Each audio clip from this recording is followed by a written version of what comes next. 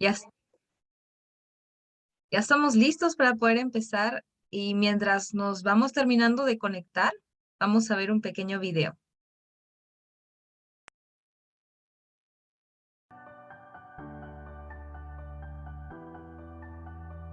El modo USIL es más que un programa que alienta a la salud.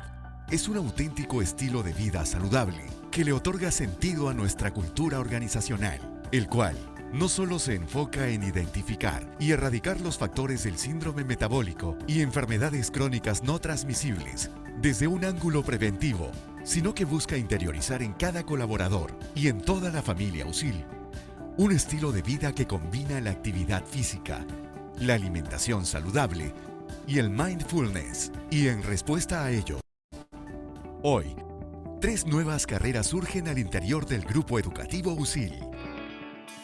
Carrera de Nutrición y Dietética USIL, la cual forma profesionales éticos que promuevan estilos de vida saludables, buscando mejorar la calidad de vida y el bienestar de las poblaciones a través de una nutrición óptima y sostenible, basando su práctica profesional en evidencia científica.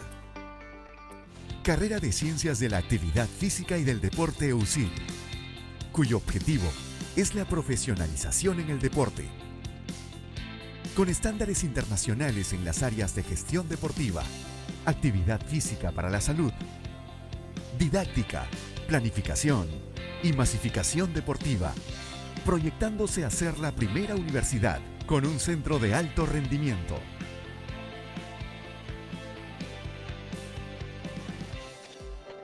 Carrera de Medicina Humana, encargada de formar médicos cirujanos líderes, preparados para asumir los retos de la medicina del futuro, con capacidad para equilibrar el arte de curar y prevenir, promocionando la salud individual y colectiva, con una fuerte formación clínica, ética y científica. Todos los avances y las diversas iniciativas logradas a través de Modo USIL son respaldados por el minucioso y profundo trabajo de investigación realizado por un equipo multidisciplinario, quienes han logrado que nuestras producciones científicas se incrementen en un 108% en el último año, pasando de 94 a 204 publicaciones en revistas indizadas en Scopus, importante base de datos bibliográfica con información relacionada a revistas científicas. Grupo Educativo USIL, emprendedores con base científica y tecnológica. Bien, para iniciar vamos a presentar a a la cofundadora de Nietos Itinerantes, la señorita Rosa Estela Gómez. Señorita Rosa Estela, le damos su tiempo para brindar unas palabras de bienvenidas a todos los asistentes. Buenas noches a todos y todas. Muchas gracias por acompañarnos el día de hoy. Estamos muy contentos de que se hayan tomado un tiempo para estar hoy con nosotros y para poder disfrutar de este espacio, como siempre, que es un espacio gratuito, preparado para sus familias, para las personas adultas mayores que también tienen a cargo, y con el apoyo siempre de la Facultad de Nutrición y Dietética de la USIL y de USIL Sostenible. Así que nada, para no hacer mayor preámbulo, yo los dejo a cargo de las personas que nos van a donar, o ya nos han donado hoy día su talento para compartirlo con nosotros. Y le hago el pase a Mara para que nos pueda comentar quién nos estará acompañando el día de hoy, y un poco también hacernos un preámbulo sobre el tema tan importante que vamos a tratar hoy día. Espero que toda la información recibida sea de su agrado y nada, muchísimas gracias nuevamente. Muchas gracias, señorita Rosa Estela. Bien, buenas tardes a todos. Mi nombre es Mara Mendoza. Bienvenidos a nuestra charla. Hoy día tenemos un programa muy interesante, está muy bonito. Y antes de empezar, les cuento que al final tendremos una ronda de preguntas. Así que los que quieran participar están invitados, que pueden ir enviando sus preguntas a través del chat. El tema de hoy es muy importante porque vamos a tratar de unas enfermedades que siempre están presentes en los adultos mayores. Se habla mucho del Parkinson, del Alzheimer, lo que es, pero no cómo la alimentación puede beneficiar su salud y el impacto que va a tener su alimentación para enlentecer este desarrollo de las enfermedades. Entonces, para conocer sobre este tema relevante y un poco más entenderlo a profundidad, contamos con la presencia de nuestra profesora Vivian Geller. Bienvenida, profesora, gracias por acompañarnos y mientras va compartiendo su diapositiva, ¿me permite leer su biografía, por favor? Claro que sí, gracias Mara por la invitación, un placer, buenas tardes con todos. Esperando se encuentren todos muy bien. Muchas gracias, profesora Vivian. Bueno, nuestra magíster Vivian Geller Jáviles es nutricionista y magíster en bioquímica y nutrición. Es docente de la Escuela de Pre- y Posgrado de la USIL, asesora de empresas alimentarias en la elaboración de información nutricional de sus productos, también nutricionista clínica con experiencia en trabajo multidisciplinario de trastornos alimentarios. Es nutricionista clínica de pacientes sanos y también con patologías. Ella ha recibido 3 premios de excelencia docente en la UPC, la Universidad Ciencias Aplicadas en el pregrado, premios de excelencia docente en la USIL y 2 premios de excelencia docente en la Universidad Científica del Sur. Es ex docente en la maestría en bioquímica y nutrición de la Universidad San Martín de Porres y licenciada en nutrición y dietética en la Universidad Femenina del Sagrado Corazón. Ha brindado conferencias y es conferencista en diversos eventos científicos de medicina y nutrición, igual en colegios y empresas, y ha trabajado en Ajinomoto del Perú en el área de seguridad del producto. Además, cuenta con una participación activa actual en programas de televisión. Nuevamente, bienvenida, profesora Vivian. La dejo en el uso de la palabra y les recuerdo a todos los asistentes que puedan dejar sus preguntas a través del chat para poder responderlas al final. Sea bienvenida, profesora. Gracias, Mara. Muchas gracias por la presentación.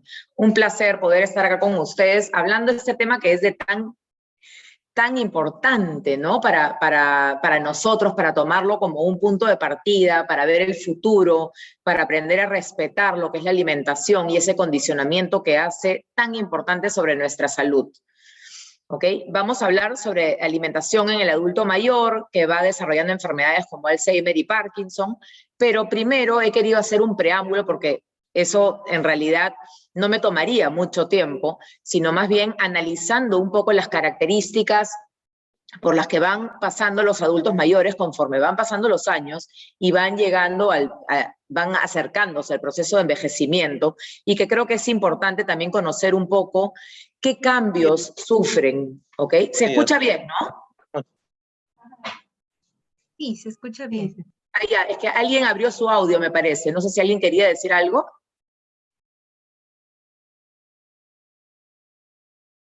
No, seguro que como están ingresando a veces se cruzan. Ya, perfecto. Me avisan cualquier cosa, porfa.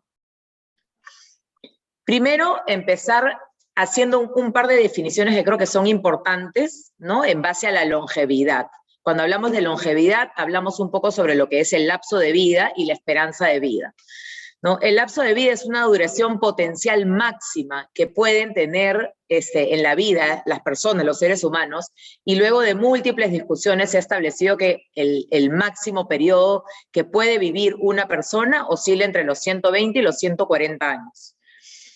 Y la esperanza de vida es la duración promedio de la vida que se ha proyectado para una población de cierta edad, algo que se ha ido incrementando con el paso de los años, gracias a el poder adoptar mejores estilos de vida, una vida más activa, una vida con una mejor calidad nutricional, sobre todo.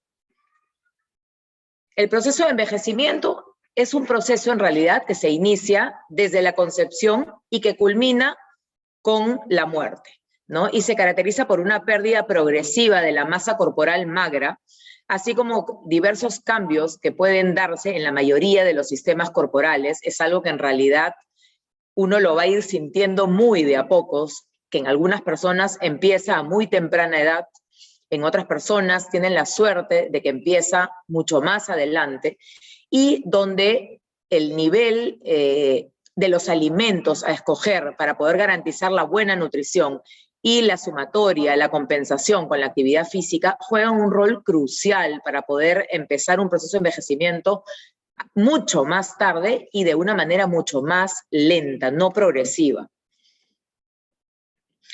Diversas características que vemos a lo largo de la etapa del adulto mayor, ¿no? En torno a la sensorialidad, ¿qué pasa con los sentidos, ¿no? Acá vemos una alteración en los diversos sentidos, como son el olfato, el tacto, la vista, el oído y el gusto, que tienen una particularidad de disminuir a velocidades individuales, en unas personas mucho más rápido que en otras. Hay una alteración del gusto y el olfato que se considera que puede iniciarse en promedio entre los 60 años en adelante, con una mayor potencialidad hacia los 70 años.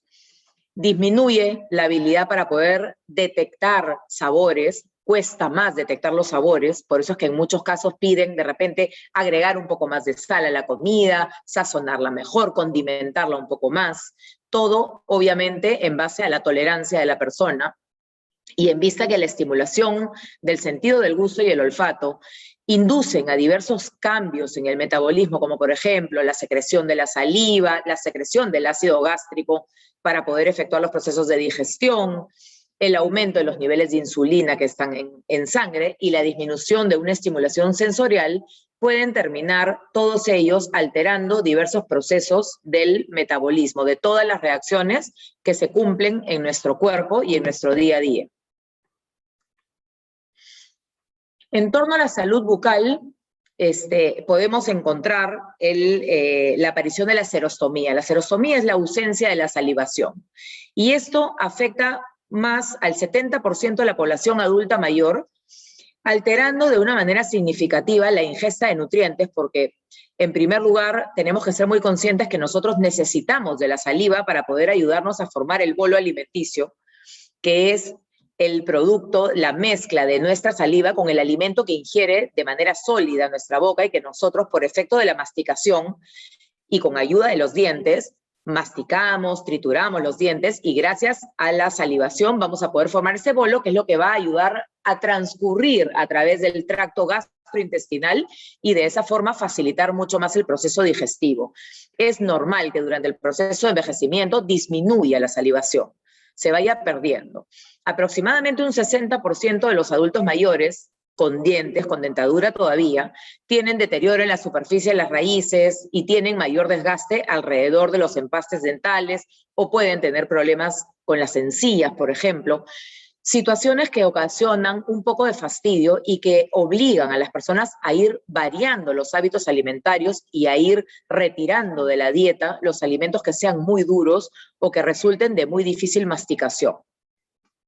Personas inclusive que usan dentadura postiza mastican con menor eficacia, un 75-85% aproximadamente, que las personas que aún tienen dientes, lo que hacen que puedan empezar a seleccionar alimentos de mucho mayor facilidad para la masticación, ¿no? O de repente preparar más papillas, purés, alimentos que sean semiblandos y que faciliten el proceso de masticación y por ende de digestión. En torno al sistema gastrointestinal, durante este periodo de envejecimiento, surgen diversos cambios que pueden afectar inclusive el apetito y esa capacidad de poder digerir y absorber alimentos, ¿no? Las comidas muchas veces se tornan un poco más pesadas, uno empieza de repente a variar un poco más y a dejar de comer carne, que la carne tiene mayor cantidad de toxinas y nos dificulta más el proceso digestivo, la digestión es más lenta también, aunado con los procesos de masticación dificultosos porque se van perdiendo los dientes, como lo hemos hablado hace un momento. Entonces, vamos a empezar a ver cambios importantes en torno a escoger alimentos que nos faciliten los procesos de digestión y absorción. Adicional a eso, hay una pérdida de los opioides endógenos y los diversos efectos de una hormona especial, la colecistoquinina, que son participantes en nuestra respuesta del apetito, que pueden contribuir a desarrollar mucha falta de apetito, que es algo también muy característico. Ya no hay ese apetito voraz, ese apetito que nos despierta a más temprana edad, ¿no? Cuando el adulto mayor conforme van pasando los años, va perdiendo normalmente el apetito, a eso se le llama anorexia. Hay una situación de hipocloridria, que es baja secreción de ácido clorhídrico que causa gastritis aproximadamente hasta en un 50% de las personas mayores de 60 años, y las consecuencias acá pueden ser relacionadas a un menor pH intestinal, de repente hay un sobrecrecimiento de bacterias en el intestino delgado, y eso a su vez puede llegar a alterar la absorción de la vitamina B12, que es tan importante para mantenernos activos, despiertos, con energía, ya que hay algunas fuentes dietéticas que no se estarían absorbiendo bien, y en eso podría terminar la persona desarrollando algún tipo de anemia perniciosa por deficiencia de vitamina B12.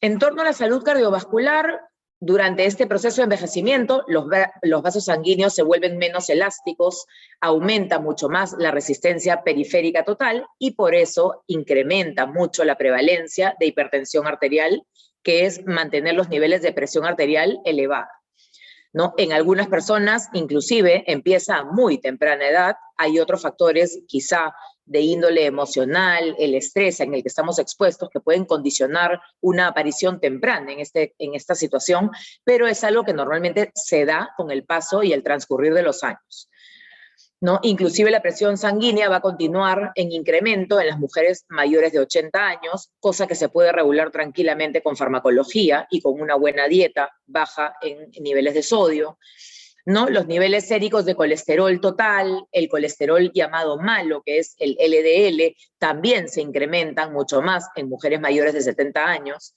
Y también hay un indicador conocido en nutrición, al momento de nosotros realizar evaluación nutricional y poder detectar medidas para ver cómo está el estado nutricional del paciente, se utiliza mucho el índice cintura-cadera en base a las mediciones de los perímetros de la cintura y de la cadera, ¿no? Como para ver si ese índice está elevado, quiere decir que la persona tiene mayores depósitos de grasa y por ende está en un estado de sobrepeso o quizás ya inclusive hasta de obesidad.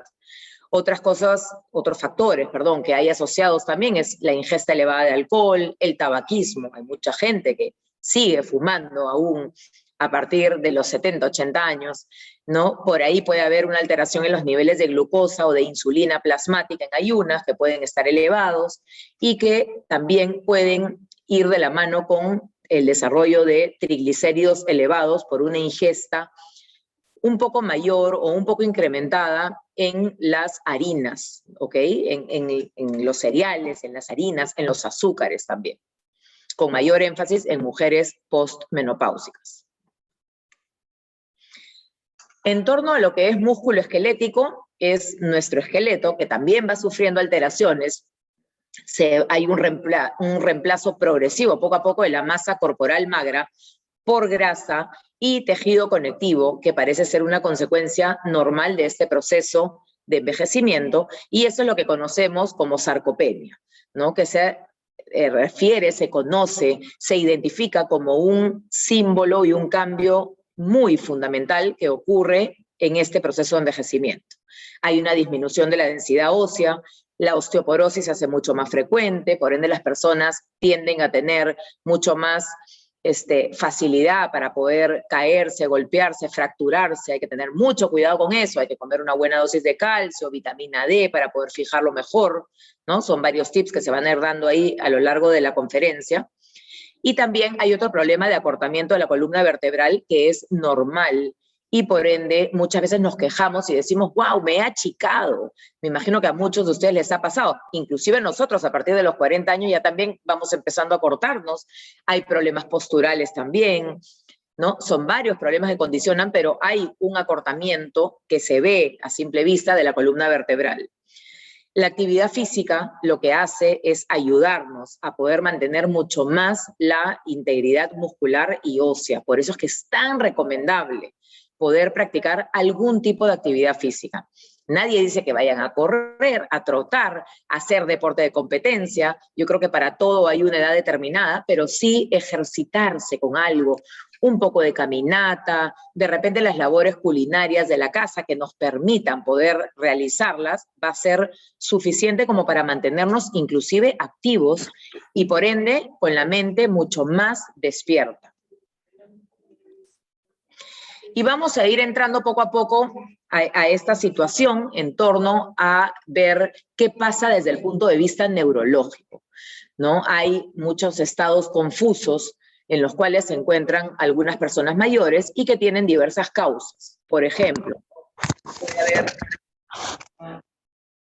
creo que se está abriendo un audio, puede haber uso de sustancias que pueden servir como precursores de neurotransmisores cerebrales que participan en diversas anormalidades, como es el caso puntual de la enfermedad de Parkinson, del Alzheimer, específicamente sustancias como la tirosina, el triptófano y la colina, principalmente aminoácidos, y hay algunas sugerencias de que la dieta muy rica en carbohidratos e insuficiente en proteínas puede conducir a una disminución de la atención y una menor alerta en las personas mayores, lo que puede deberse también de la mano a una disminución en la síntesis de serotonina, que es la hormona del placer, de la tranquilidad y de la felicidad.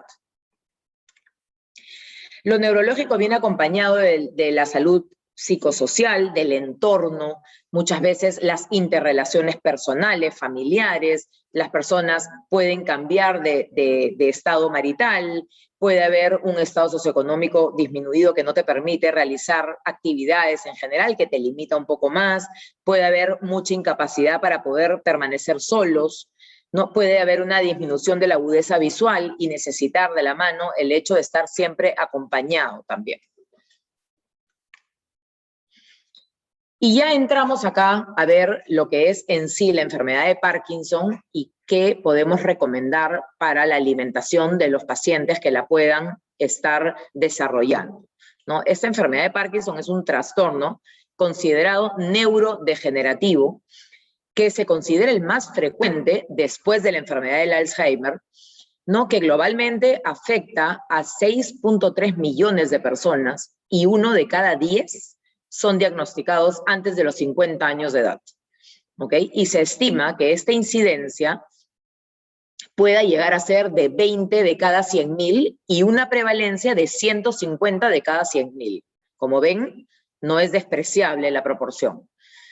Problemas nutricionales que afrontan las personas con este tipo de enfermedad de Parkinson son mucho más complejos, son diversos y muchos de ellos inclusive nos cuesta mucho encontrar una respuesta clara, ¿no? Entre los síntomas de esta enfermedad se encuentra el temblor, la rigidez, una inestabilidad postural, ¿no? Disfagia, disartria, problemas en las articulaciones, cansancio, depresión del punto de vista emocional y también un deterioro en la función cognitiva, menor concentración, mucho más dependencia de estar acompañado por alguien, ¿no? Falta de autonomía, se va perdiendo esa autonomía, lo cual también limita la parte de la preparación de los alimentos, inclusive se depende de una tercera persona, de alguien que ayude a preparar los alimentos cuando ya hay un poco de incapacidad manual por problemas de hipotrofias musculares, que es típica también del desencadenamiento de esta enfermedad.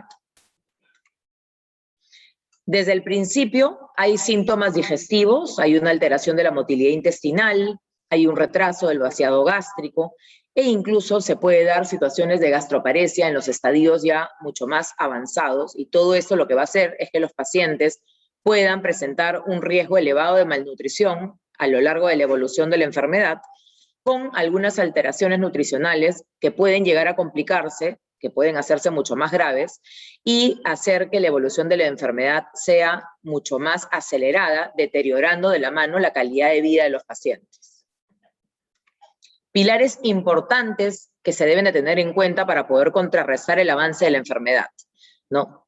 Comer una dieta balanceada. ¿Qué quiere decir comer una dieta balanceada? Comer una dieta balanceada quiere decir, tenemos que pensar en diagramar un sistema alimentario del día a día de cada uno, hacer una planificación alimentaria que no se olvide de incluir todos los nutrientes necesarios.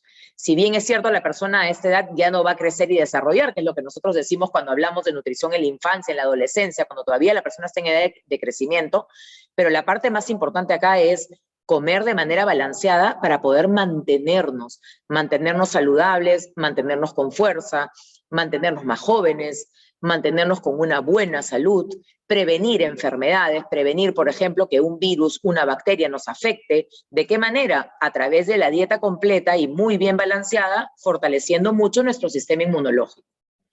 Manteniendo los huesos sanos, una dosis adecuada de calcio, que vaya acompañado de vitamina D, que es el mejor fijador del calcio.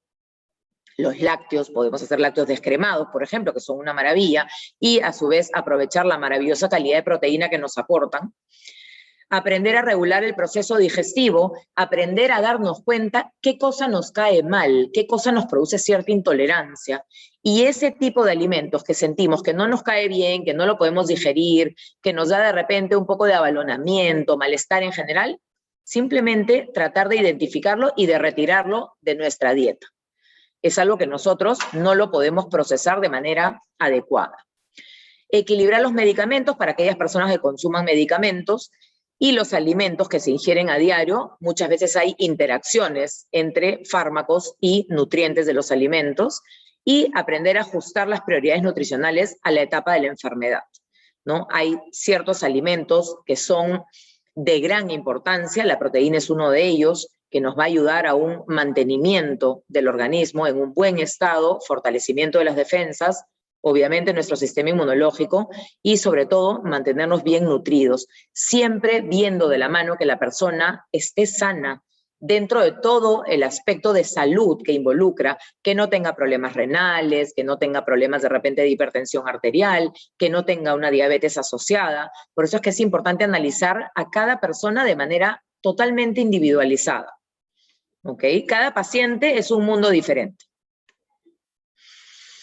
Principales problemas nutricionales que se pueden encontrar en enfermedad de Parkinson, ¿no? Particularmente las personas que sufren esta enfermedad son más vulnerables desde el punto de vista nutricional, y se ha descubierto que hay una incidencia de malnutrición de hasta un 24% en algunas ocasiones, ¿no? Factores de riesgo que han sido principalmente asociados con esta malnutrición es la pérdida del peso, pérdida del apetito, uso de algunos fármacos, como por ejemplo la levodopa, que es muy utilizada en el tratamiento de la enfermedad, la ansiedad que puedan tener, el peso al inicio del tratamiento. Se hace un monitoreo normalmente del peso al inicio y se va monitoreando cómo va la fluctuación del peso a lo largo del tratamiento. Presencias de algunos síntomas que pueden ir apareciendo vinculados con la disautonomía, como por ejemplo una disfagia, ¿no? Un estreñimiento, una dispepsia, una indigestión. La severidad de la enfermedad también está involucrada, y la dosis de la levodopa en el tratamiento. Y a lo largo de la enfermedad, la mayoría de los pacientes pueden experimentar una pérdida de peso que puede llegar a ser significativa, y esto va a tener ya otro tipo de implicancias de índole más terapéutico y de otro pronóstico. Por ejemplo, que a un menor peso podría existir una mayor incidencia de complicaciones motrices, ¿no? Y del tratamiento que se dice dopaminérgico, que es lo que va de la mano con problemas de discinesias y mayor riesgo de deterioro en general, del balance, del equilibrio, ¿no? Y las subsiguientes complicaciones que se puedan dar. Entonces, acá es súper importante no descuidar el tema del peso, que la persona no pierda peso, y en eso debemos de ser muy partícipes de ver que se esté alimentando con la cantidad de nutrientes adecuados para el mantenimiento del peso corporal. Consejos generales: realizar comidas frecuentes, nutritivas, pequeñas, poco abundantes, no un platazo de comida. Ver realmente lo que uno tiene capacidad de poder tolerar. Cuando ya la persona conoce su volumen máximo, su capacidad máxima, y ya se llena, es el mejor aviso de que ya esa es la cantidad que debe de consumir. Y poco a poco uno va a ir conociendo qué capacidad va a ir desarrollando para poder tolerar más o menos los alimentos. Consumir alimentos ricos en proteínas. Podemos ver del lado de las proteínas animales, las carnes, todo tipo de carne, carne de aves, carne de cerdo, carne de pescado, en general, pavo, ¿no? Ahí incluimos los huevos, los lácteos, y también las legumbres o leguminosas, que vienen a ser las menestras, ¿ok? En 1 o 2 porciones al día, ¿no? Para poder ir formando más o menos nuestro plato de comida saludable y nutritivo. Otro tip importante es comer lentamente, en pequeñas cantidades, no comer un pedazo gigante de carne de repente que nos pueda producir un atoro, algo que no estamos capacitados porque también en ese tipo de enfermedades se van desarrollando problemas musculares asociados a la masticación. Entonces no podemos masticar pedazos grandes, no podemos masticar comidas muy duras, hay que facilitar al paciente la alimentación un poco más aligerada para que el paciente tenga mucho más motivación a la hora de comer y se sienta cómodo y por ende tenga un proceso digestivo agradable y adecuado. ¿No? Alimentos que se recomiendan ahí es con una textura ya modificada, como un poco puré, papilla, un soufflé, por ejemplo, de verduras, que es suave, ¿no? Omelets, tortillas, ese tipo de cosas que son de suave masticación y de gran nutrición.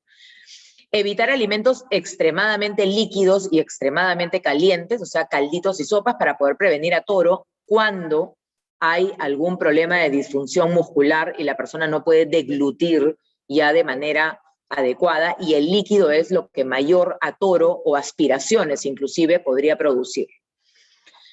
Incluir la máxima variación de alimentos, eso sí, tratar de hacer que cada día uno coma algo diferente, usar mucho las verduras, por ejemplo, que nos brindan tanto color, a través de los colorantes que nos dan, que son antioxidantes maravillosos, unos fitoquímicos espectaculares para la salud, nos van a proteger de las enfermedades, van a levantar nuestro sistema inmunológico y sobre todo nos van a prevenir del ataque de los radicales libres.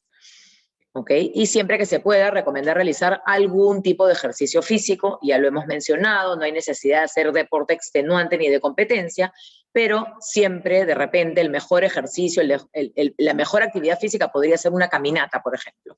Inclusive aquellas personas que viven en una casa pueden caminar durante el día una cantidad de minutos en su propia casa, no necesariamente tienen que salir.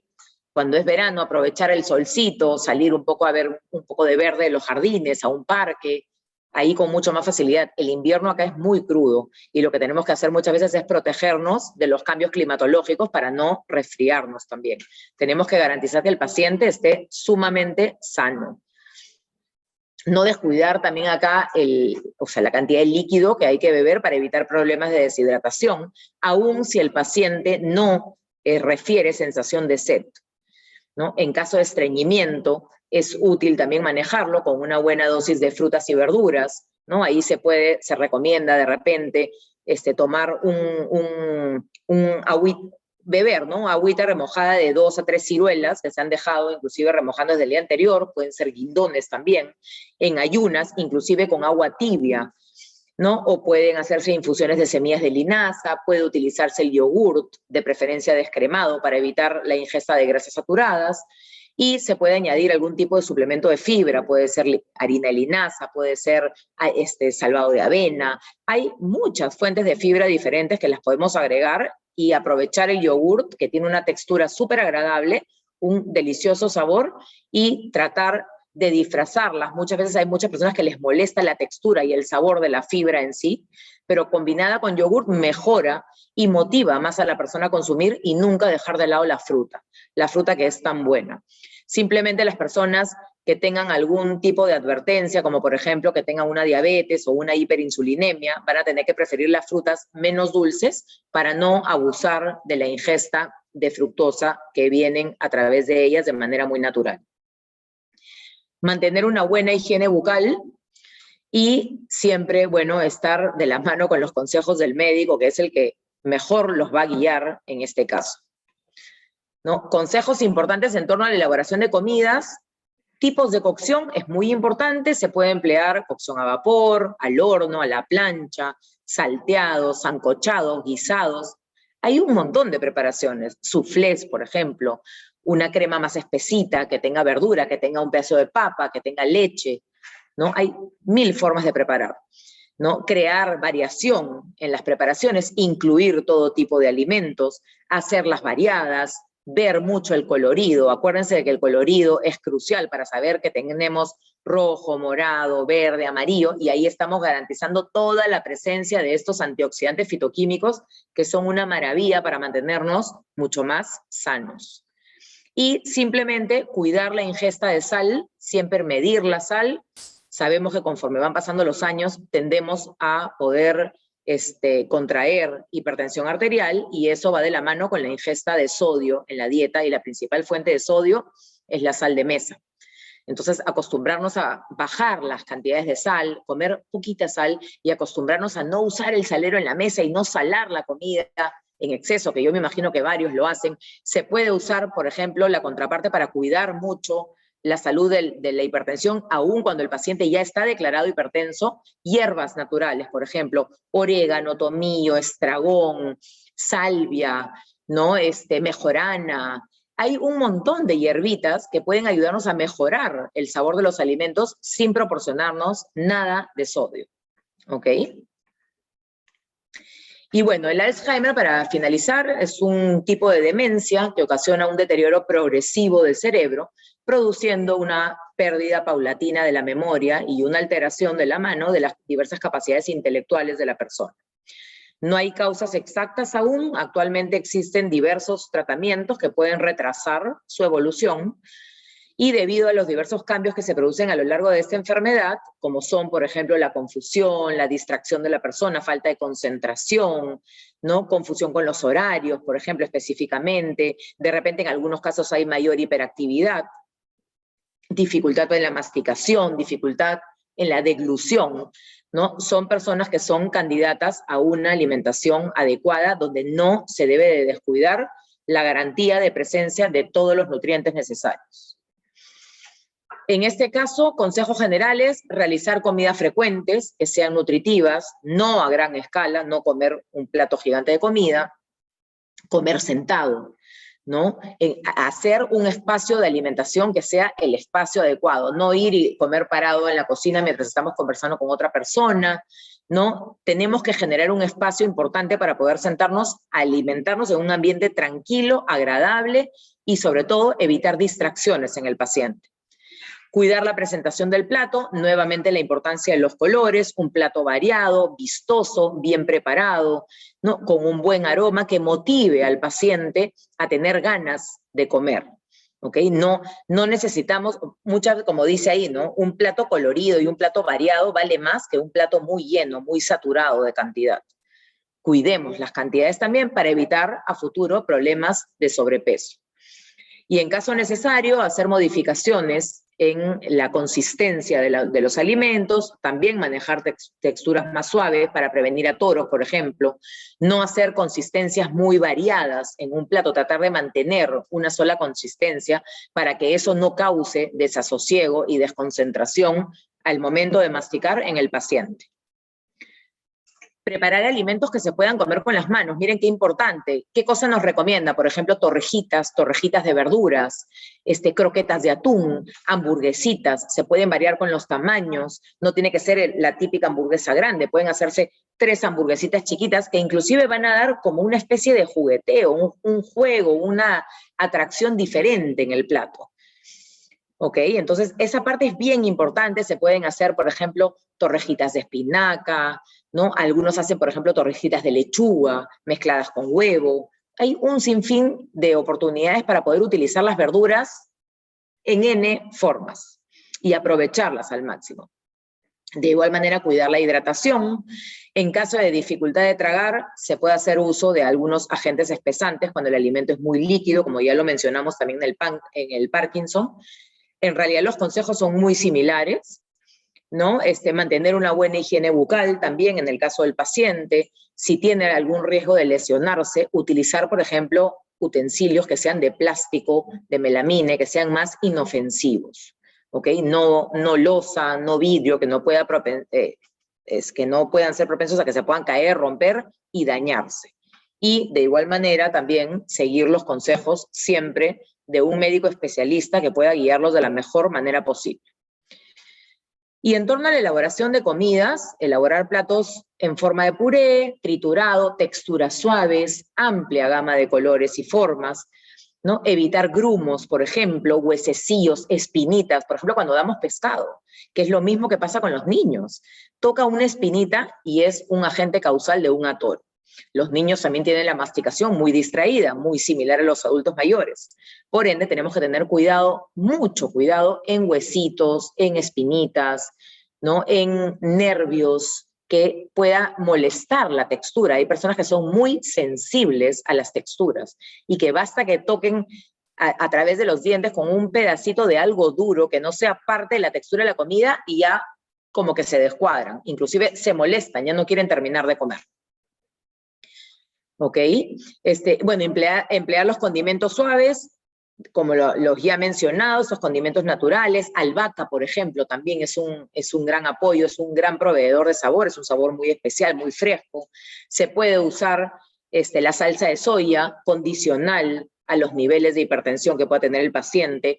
Hoy en día también existe salsa de soya muy baja en sodio, que también es una gran ayuda. Se puede usar salsa de tomate preparada en casa natural, licuando tomates, zanahoria, poniéndolo después a tomar punto, y se sazona hasta con un poquitito de albahaca picadita, ralladita, muy pequeñita, y también da un buen sabor con bajas calorías, porque también es importante cuidar la calidad nutricional de la alimentación. Y se sugieren siempre preparar recetas, ¿no?, que se puedan comer con las manos. En este caso, como ya los mencioné, hamburguesitas, torrejitas, ¿no?, croquetitas, ese tipo de cosas. Mini nuggets se pueden hacer, nuggets de pescado que son suavecitos. Por ejemplo, se pueden hacer nuggets, pero se ponen al horno. No hay la necesidad de freír. Simplemente se apanan pasándolos por huevito, pan molido, los ponemos en un Pyrex con una lata de hornear y se hornean y quedan deliciosos, ¿no? Los pacientes que quieren perder peso lo utilizan como una receta muy práctica, porque en realidad quedan súper ricos por la cocción seca que da el horno y forma una costra externa, y por dentro el alimento se mantiene sumamente suave, muy húmedo. Es una delicia. Yo los invito a probar. Ay. Y eso es todo. Muchísimas gracias por su atención. Espero que les haya servido. He tratado de explicar un poquito a grandes rasgos de qué manera afrontamos estos cambios que se nos van a dar a todos absolutamente, unos a edad más temprana que otros, pero creo que todos debemos de estar súper preparados y emocionalmente listos para poder afrontarlo de la mejor manera posible, y siempre con energía, con vitalidad, con ganas de vivir, porque cuando uno vive con calidad de vida, la vida es muy motivadora. Muchísimas gracias. Gracias. Muchísimas gracias. Muchas gracias, profesora Vivian Geller. Ha sido una ponencia muy clara, didáctica.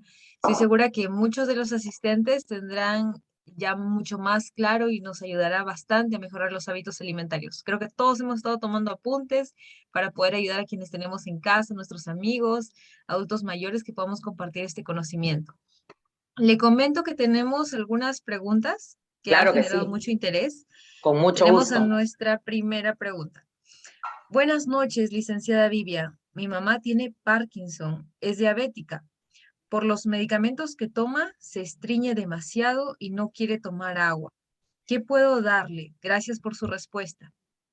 Muy buena su pregunta. Es un caso típico que nosotros lo vemos en consulta, es un caso muy común.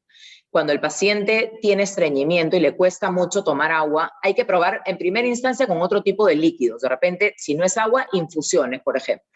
Eso por un lado, para de alguna manera garantizar ingesta líquida.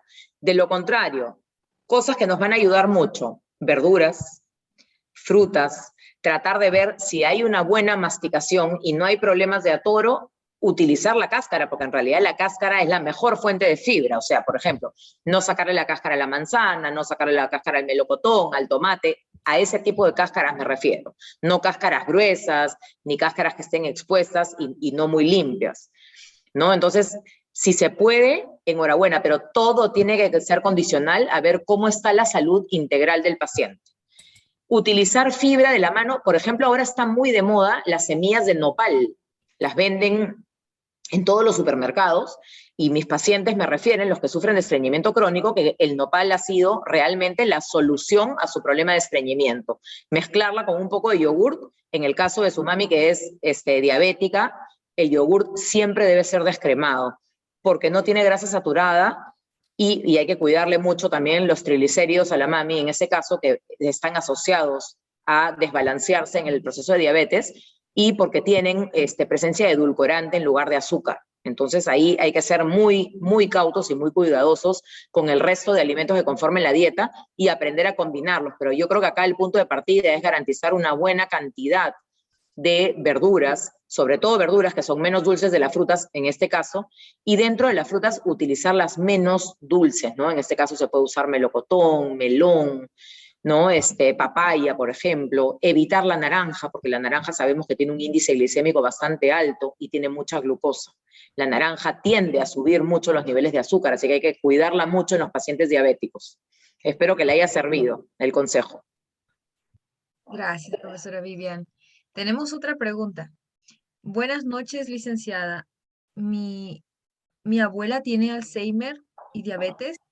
Quisiera saber si al tener estas dos enfermedades hay algún tipo de dieta que deba servir o seguir. Muchas gracias. Es un poco lo que acabamos de responder de la pregunta anterior, es un tema bien similar. Lo que hay que garantizar es igual una buena presencia de hortalizas, de verduras, ¿no? Que nos ayuden a levantar los niveles de fibra, utilizar alimentos integrales. Otra cosa que nos olvidamos de decir, si el paciente no tiene problemas con los riñones y no hay hiperuricemia asociada, o sea, que tengan los niveles de ácido úrico elevados, pueden sugerir, por ejemplo, el uso de pan integral, arroz integral, de repente fideos integrales, y de esa manera subir las cantidades de fibra en la dieta, porque todo sigue sumando. Y mientras más fibra le demos a la paciente, más vamos a poder normalizar el proceso intestinal. Así que ahí también, inclusive en el primer caso de la primera mamita que mencionaron, ahí podríamos utilizar también las fuentes de cereales integrales, ¿no? De repente cereal integral no azucarado, el uso de semillas, ¿no? El pan integral, el mismo pan integral, siempre vigilando, por supuesto, las cantidades. Listo, hemos tomado mucho apunte acerca de ello y la siguiente pregunta es relacionada a qué pasaría si es que hay una enfermedad extra. ¿Qué frutas y de qué forma puedo consumirlas si tengo gastritis? Buena pregunta. Normalmente cuando hay una gastritis, se trata de minimizar la ingesta de productos muy frescos. Por ejemplo, ¿no? Lo que nos piden es sancocha la verdura o por lo menos saltéala, hornéala, prepara un guiso y no consumir verdura tan fresca como por ejemplo la lechuga, el pimiento, que pueden ocasionar cierto vacío estomacal y por ende puede producir un poco de cólico. Entonces, en primer lugar, consumir las verduras cocidas. Lo mismo pasa con las frutas. Muchas veces las frutas son demasiado frescas y el estómago, que está inflamado, no permite un buen proceso digestivo en ese caso y puede dañarse un poco más, puede fastidiarse. Entonces, lo que se recomienda ahí es sancochar, hacer, por ejemplo, un puré de manzana, una manzana al horno, una compota de pera, utilizar una mazamorrita, por ejemplo, una mazamorra de membrillo, una compota de membrillo, de melocotones, y de esa manera poder utilizar la fruta y la verdura, pero un poquito más cocida, como para ayudar a una mayor y mejor digestión. Muy bien, entonces hemos tenido en cuenta bastante ello. Y la siguiente pregunta va relacionado acerca con las medicinas en estas enfermedades. ¿Los alimentos interaccionan con la absorción de las medicinas para el Parkinson o el Alzheimer? ¿Qué debo evitar? Ahí tiene que ser un análisis más profundo específico a cada medicamento que se va a consumir. Hay algunos cruces en las absorciones, algunas competencias que llamamos nosotros los nutricionistas en la absorción, y ahí hay que tener un mayor cuidado de no invalidar la absorción ni del fármaco ni del alimento. Normalmente lo que nosotros encontramos es algunas sustancias que invalidan la absorción de los alimentos en especial. Por ejemplo, las infusiones, que en el caso de los adultos mayores tienen una costumbre muy normal de tomarse su infusión como un bajativo o un cafecito o un anisito o una manzanilla detrás de los alimentos principales, ¿no? Por ejemplo, consumieron su menestra en el almuerzo y detrás un anisito para poder digerir porque la menestra muchas veces produce flatulencia. Ese anisito, esa infusión, ese bajativo, café, lo que sea, es muy recomendable esperar por lo menos 1 hora después que se haya efectuado el proceso alimentario, la alimentación. porque tiene sustancias que inhiben la absorción del hierro de los alimentos. Son sustancias que se llaman taninos, que son inhibidores del hierro. Entonces nosotros comeríamos para no aprovechar la maravilla de hierro que nos dan algunos alimentos, los de origen animal sobre todo. Entonces lo que se recomienda es siempre, después de almorzar, de repente no consumir los medicamentos tan cercanos, salvo que por indicación médica sea mejor consumirlos de la mano, debe ser porque no compiten nutricionalmente en absorción. Pero este tema, por ejemplo, de las infusiones, del café, de los taninos, tratar de espaciarlos, alejarlos de la comida principal. O sea, almuerzan, 1 hora después, su bajativo. Cenan, 1 hora después, su bajativo, que son las comidas más ricas en nutrientes, ¿no? En el desayuno, si es que uno lo puede separar un poquito también, sería genial. Y bueno, también encontramos algunos antinutrientes dentro en el vino, qué sé yo, pero ya estamos pensando que ya del vino no se abusa, ¿no? En estas edades.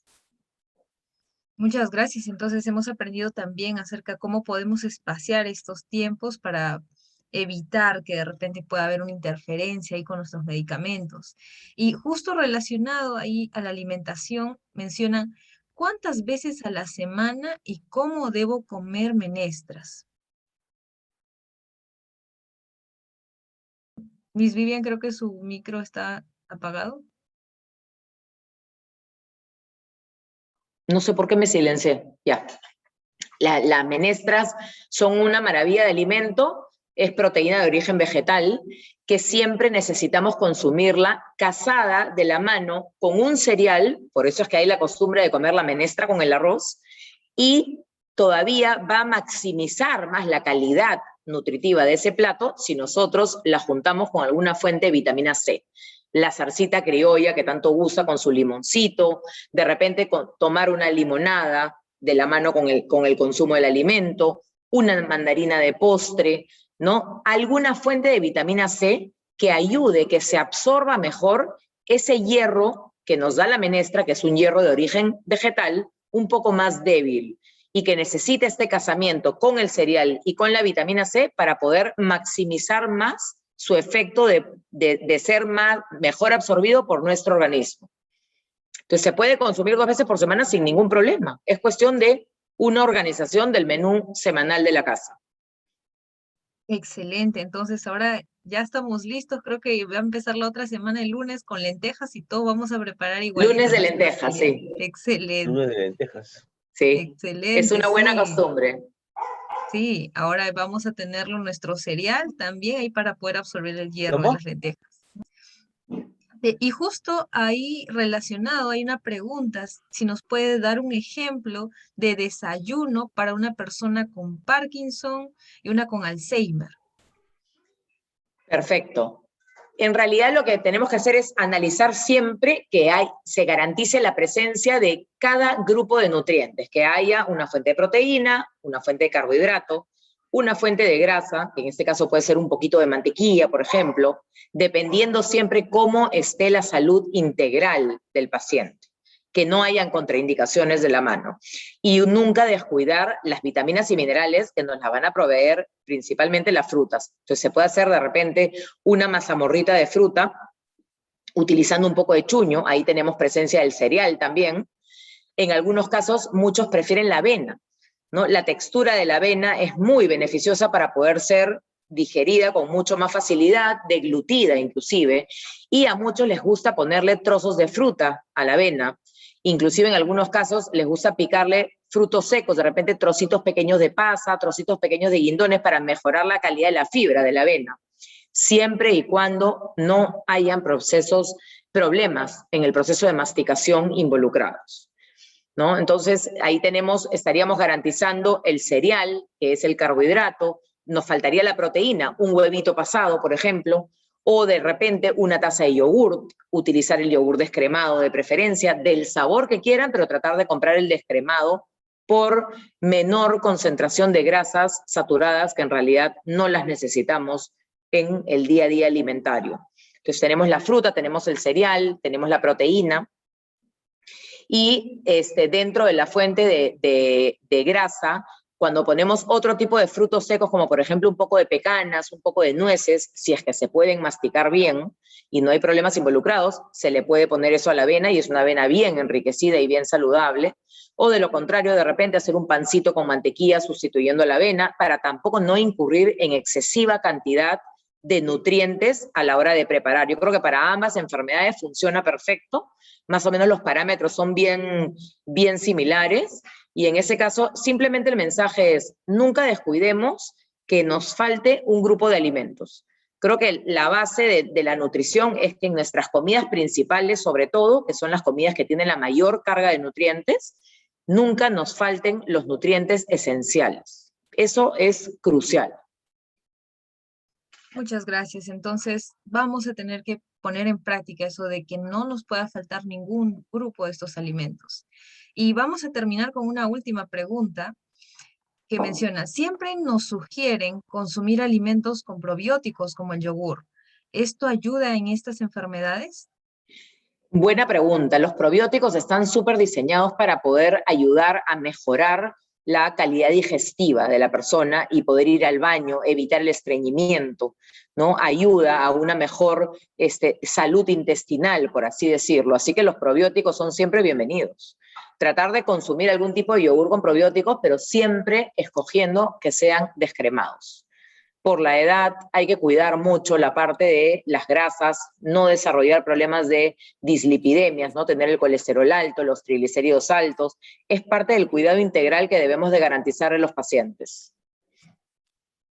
Nuevamente, muchas gracias, profesora Vivian, por haber contestado las preguntas. La verdad que este es un tema muy interesante para todos nosotros y le invitamos a poder dar sus palabras finales a todos nuestros asistentes. Bueno, muchísimas gracias ante todo por la invitación. Es un placer para mí poder haber estado acá compartiendo con ustedes un poco de información. Yo siempre los invito a vivir una vida sana, una vida plena, vivan el día a día.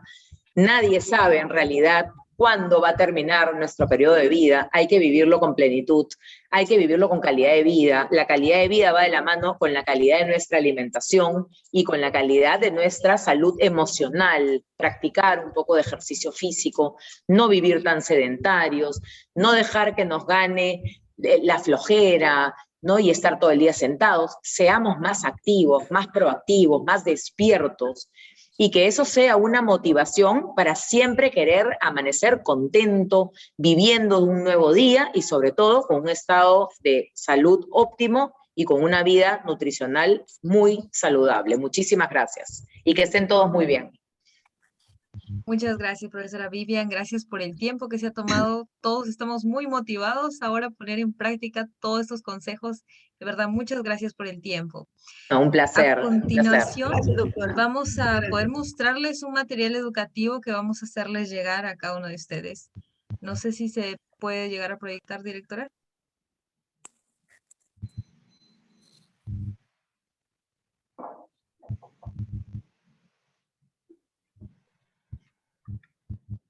Hemos preparado un material educativo para cada uno de ustedes, reforzando el día de hoy lo que hemos tenido en nuestra charla. Sabemos que en esta etapa, pues es a veces un poquito difícil poder estar con la tecnología agarrado y les tenemos a ustedes una propuesta muy bonita. Yo sé que muchos de ustedes han crecido también con la radio y es algo que es muy didáctico y muy bonito. Entonces, queremos que ustedes puedan escuchar este podcast que vamos a enviarles para que puedan realizar sus actividades con normalidad, puedan ir escuchando y reforzando acerca de los alimentos que van a ayudarles, sobre todo cuando hay presencia de estas enfermedades como es el Parkinson y el Alzheimer. Así que de repente ahorita no se va a poder ver, pero vamos a hacerles llegar el link para que ustedes puedan tenerlo en sus celulares y puedan escucharlo y puedan hacer sus tareas cotidianas. Muchas gracias. Entonces, a continuación vamos a enviarles una encuesta, por favor, que les va a aparecer en sus pantallas. A ver si... Me avisan, por favor, si les aparecen sus pantallas. Voy saliendo yo, ¿no, Mara? Sí, muchas gracias. Gracias nuevamente, que estén muy bien, cuídense mucho. Una excelente semana. Gracias.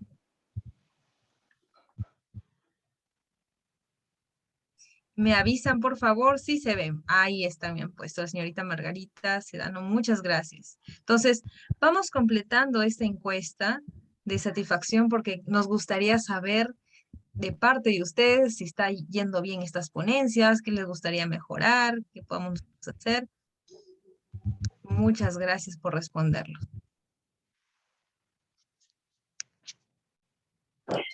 Gracias a ustedes. Buenas noches. Buenas noches, señora Patricia. Gracias.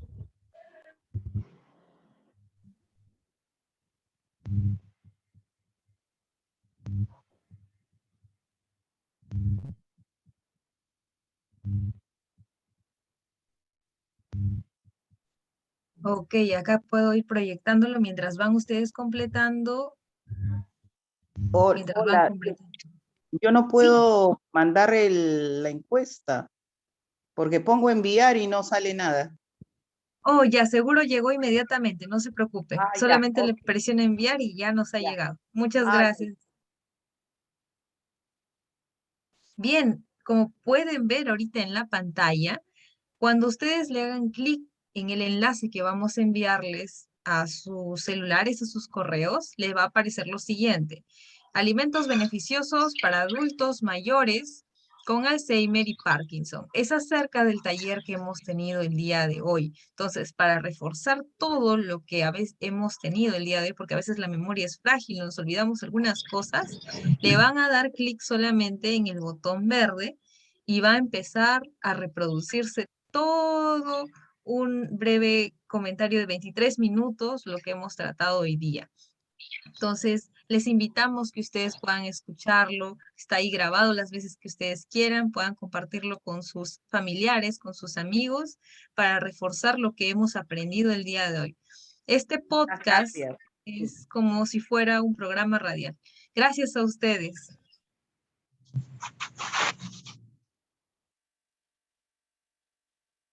Entonces ya vamos teniendo nuestras respuestas de las encuestas y les damos las gracias a ustedes por su participación. Estamos muy felices y agradecidos de haberlos tenido a todos ustedes. Y acá nos han escrito también acerca si habrá un taller sobre alimentación para personas con gastritis, reflujo, y lo tienen programado. Sí, les vamos a avisar para poder programar un taller también para la gastritis y el reflujo, que es algo muy importante que tenemos que aprender. Muchas gracias por las sugerencias.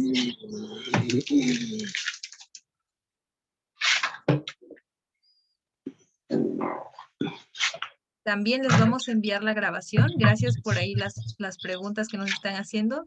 Les vamos a hacer llegar. Bueno, muchas gracias a todos ustedes por haber participado en este taller. Espero que puedan tener una muy buena semana y poner en práctica todo lo que hemos aprendido el día de hoy. Buenas noches. Buenas noches. Buenas noches. Gracias. Buenas Muchas noches. Gracias. Gracias a ustedes. Gracias, buenas noches. Gracias. Gracias, Mara. Muy amable. Gracias. Gracias. Una próxima. Hasta luego. Gracias. Buenas noches. Buenas noches.